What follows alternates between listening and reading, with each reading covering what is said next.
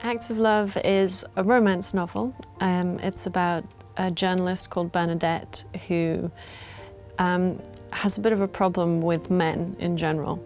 And the primary purpose of her career is to interview high-profile men and then kind of lambast them in profile pieces and out them for whatever transgression she sees fit.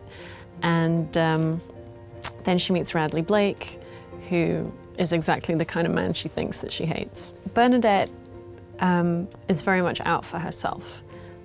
She's conniving, she's manipulative, she's sexually manipulative. But it is mentioned sort of early in the novel that the reason that she's like that is because that's how she perceives the men around her to have behaved. And so she's adopted those male characteristics in order to sort of fight that. For this particular novel, I was very inspired by Gone with the Wind because I was trying to think about, like the original bad female, which of course is Scarlett O'Hara. I think I'd love to hear the audio version. It's interesting because when you work on something collaboratively like a film, there's lots of different layers of input and it becomes this whole thing that kind of takes on a life of its own.